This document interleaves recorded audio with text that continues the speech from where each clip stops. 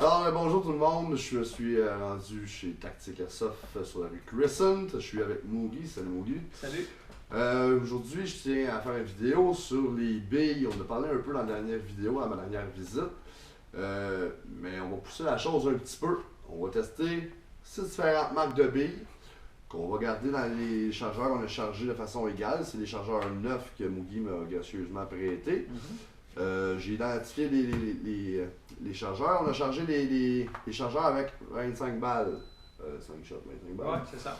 25 balles dans chaque chargeur. Donc, moi, je sais quelle balle a dans quel chargeur. Mais c'est pas ça l'important. C'est pas savoir quelle balle est la meilleure. C'est juste faire une démonstration du rendement de ces 6 différentes marques.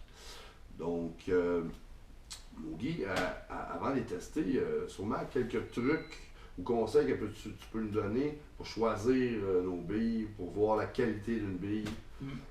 Il y a deux philosophies. Il y a des gens qui vont aller vers les billes biodégradables, puis il y a des gens qui vont aller vers les billes non biodégradables. Nous, au magasin, on a choisi d'aller en direction de la bille biodégradable parce que, au Québec, on joue dehors, puis c'est important de garder ça propre. Donc, les billes en plastique, de façon générale, c'est fait en polystyrène ou en PVC. Il y a d'autres plastiques qui sont aussi utilisés, mais ça, c'est comme les billes les plus communes qu'on connaît sans être biodégradables. Anciennement, il y a eu des billes en verre trempé. Il y a des gens qui vont essayer de jouer avec des billes en métal, que je ne suggère pas parce que ça brise les guns puis ça fait mal.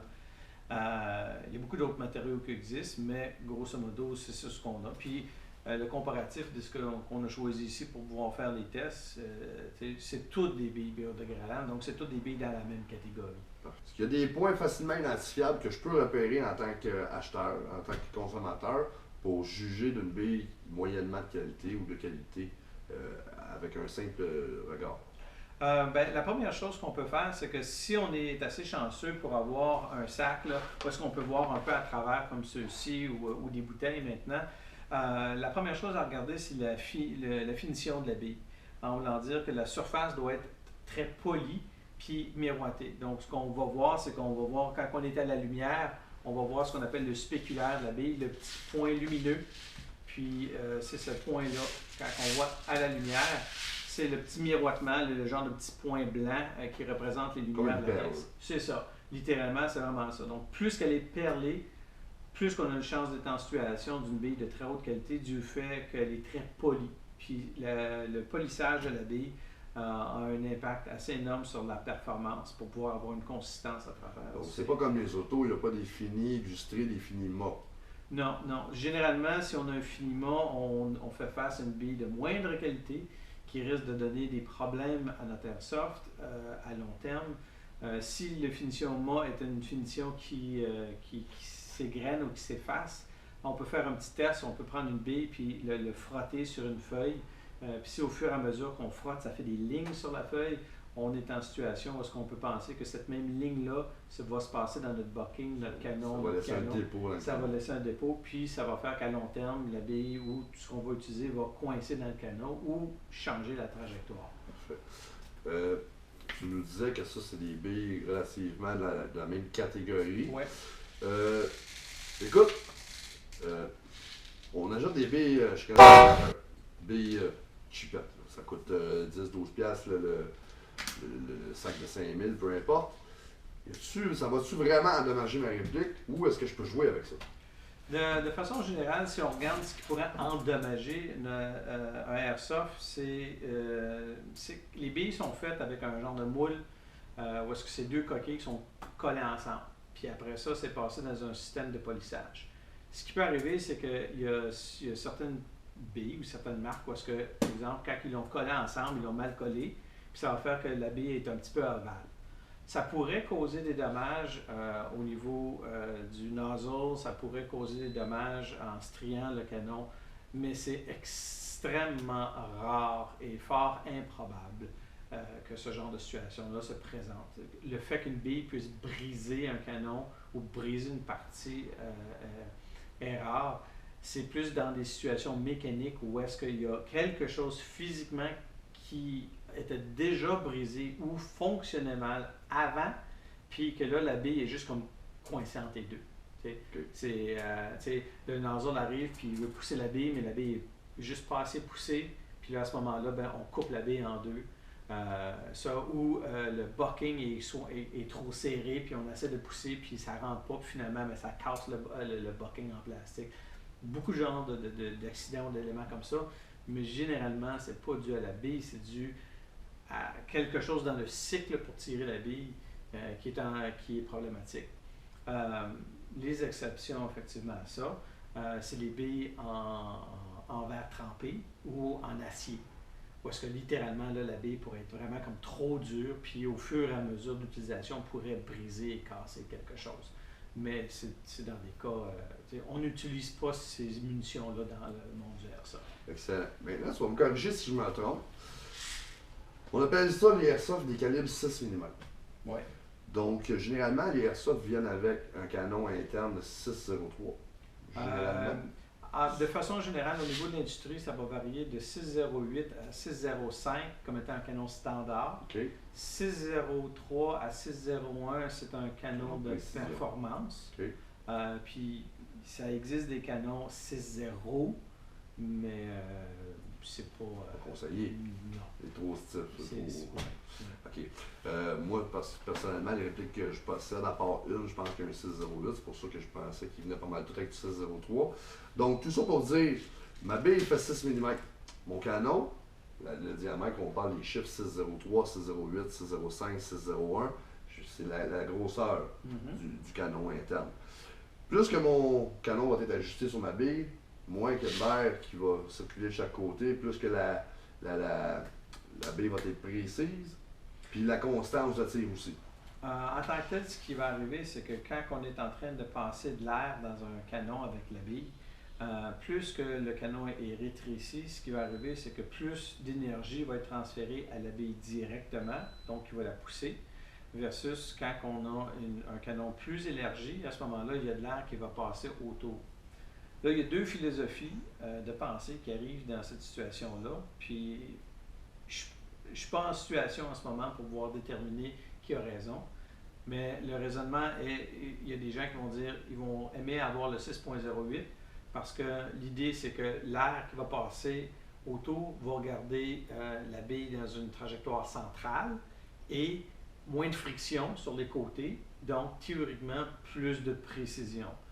L'autre champ de philosophie, c'est de dire moins que j'ai d'espace pour pouvoir jouer en haut en bas pendant que je suis en train de fendre ma trajectoire, plus que je vais être précis. C'est deux philosophies différentes basées sur des principes. Donc, à ce stade-ci, honnêtement, je ne suis pas en mesure de pouvoir dire lequel vraiment quelle philosophie a raison. La seule chose que je sais, c'est que, grosso modo, la variance entre un 6.03 et un 6.01, c'est pas assez majeur pour vraiment avoir une différence à ce moment-là. Parfait.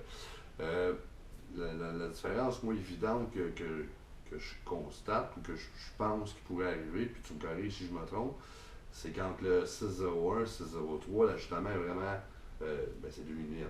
Ouais. Les deux. Il y a vraiment plus de chances que ma bille reste coincée dans un 6.01 que dans un 6.03 ou 6.08. De façon réelle, la bille ne devrait pas rester coincée dans aucun de ces canons-là, tout simplement parce que si on regarde ce qui est bien écrit sur pas mal toutes les bouteilles qu'on a ici, la bille elle-même, c'est 5.95 mm.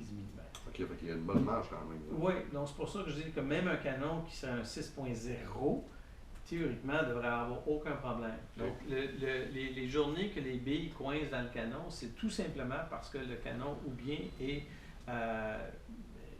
sale, qui rétrécit le diamètre, ou que la bille elle-même a une déformation ovale. Mais pour être très franc, une déformation ovale, c'est vraiment comme dans des billes d'extrême mauvaise qualité, puis c'est vraiment très rare.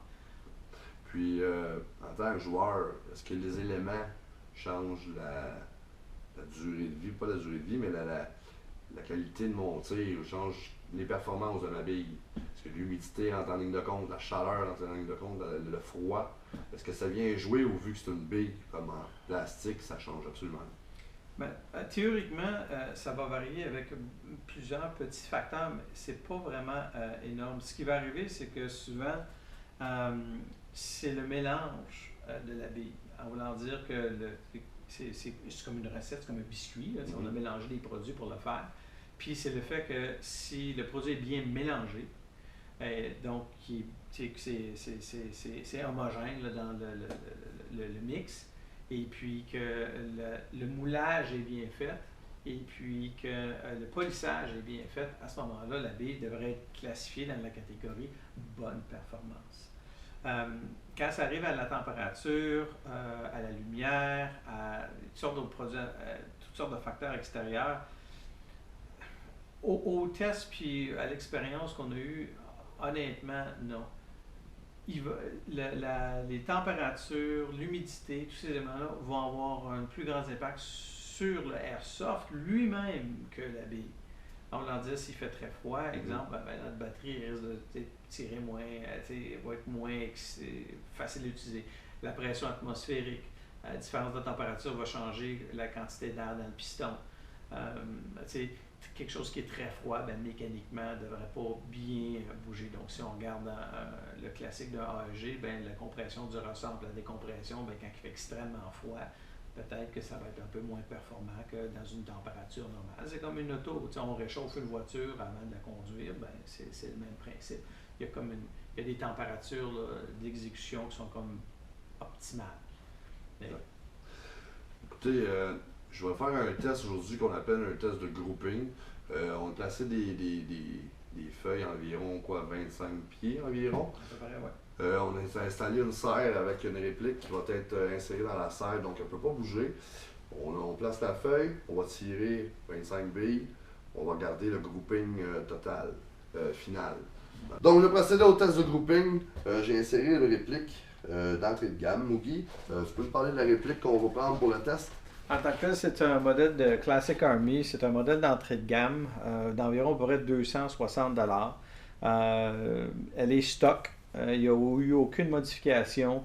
Le hop-up est mis au corps, puis c'est à peu près ça. C'est un gun d'entrée de gamme que tout joueur d'airsoft qui rentre, qualité-prix, c'est vraiment quelque chose d'intéressant. Donc, c'est pas un gun super performant, puis c'est pas un gun de bas de gamme. C'est vraiment une entrée de gamme pour le airsoft. Parfait. Donc, la réplique n'altérera pas la condition du test. Donc, il n'y a pas de modification sur la réplique. C'est une réplique standard que tout le monde peut se procurer, qui n'a pas subi de modification.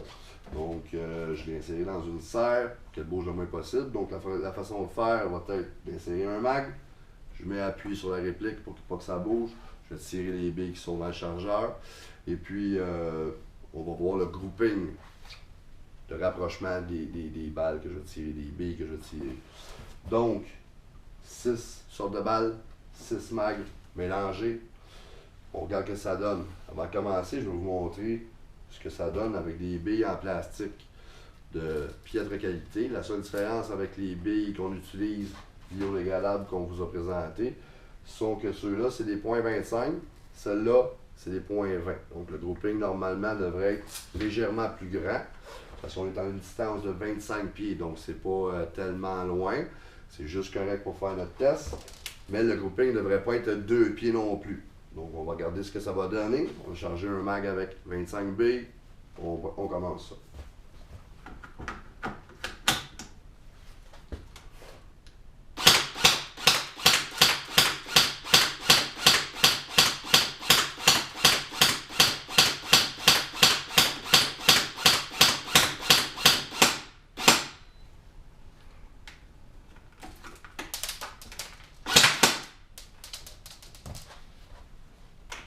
Donc, c'est vide. Donc, on va aller voir le grouping. Donc, voici le résultat du grouping avec la bille que je vous ai présentée, la bille bleue en plastique .20 de qualité moindre, qui n'est pas biodégradable, je souligne. Donc, on voit que sur la feuille, les tirs ne sont pas vraiment rapprochés. Ça donne une bonne idée. Donc, on va aller faire le test avec les 6 autres compagnies, les 6 autres mags, que je vous rappelle, sont mélangés. Fiez-vous pas à la position des mags sur la table via la position des sacs, ça n'a aucun rapport. C'est vraiment mélangé. C'est mélangé. C'est vraiment pas important. Donc, on procède aux autres tests. Donc, feuille D, Mac D.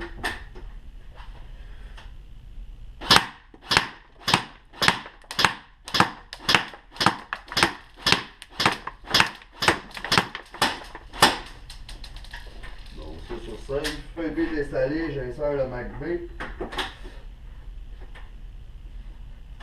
Et c'est parti.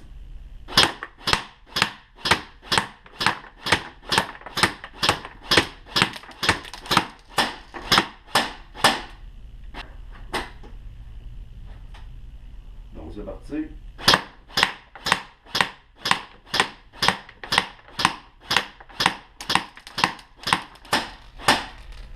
C, Mac C, on insère, on engage et c'est parti.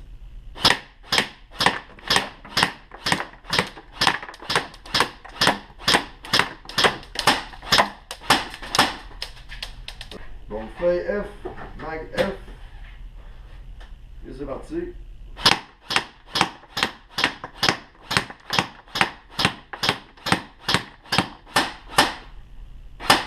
Mac E, on engage et c'est parti.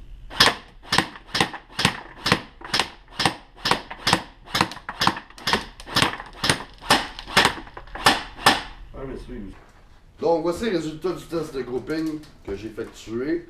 Les tests de grouping, je vous rappelle, ont été faits sur 6 mags de billes avec 6 mags chargés de la même façon aléatoire. Donc le seul test qui est différent, c'est le mag beige ici que j'ai testé avec la bille en plastique, les billes bleues. C'est la .20 et non la .25. Donc pour ce test, voici les résultats. Et on passe à nos 6 marques qu'on connaît le plus, qui sont connues le plus. Donc, dans le Mac D, voici le grouping. Je compare avec la marque sans nom, de moins bonne qualité. C'est vraiment pas comparable. Vraiment, c'est le jour et la nuit. Donc, C, très bon grouping. Ici, on voit que le papier est déchiré, mais c'est quand même vraiment regroupé. Un petit peu une ligne de gauche à droite. E, vraiment centré, vraiment rond. Très très bon. F, encore là, le papier est déchiré. On voit très bien qu'il n'y a pas aucune marque d'impact. Tous les impacts sont vraiment regroupés sur la grosseur d'un 10 sous environ. Donc, c'est vraiment surprenant. B, on voit plusieurs impacts. Une ligne qui monte un petit peu, ça peut être le hop-up ou quelque chose du genre. Mais les billes qui s'en vont de gauche à droite ici, ça fait une belle ligne. A, un petit peu la même chose. On a encore une ligne ici. Donc, je vous invite à deviner quel est le top 4. Donc, je vous ai présenté 6 marques différentes de billes avec 6, même 7 différents résultats. Donc, je vous invite à essayer de deviner quels sont les 4 meilleurs résultats.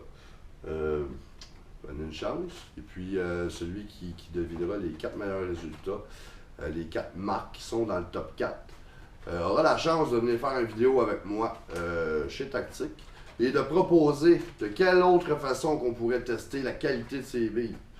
Donc, vous aurez 2 avis et une façon nouvelle pour un nouveau test, une nouvelle vidéo.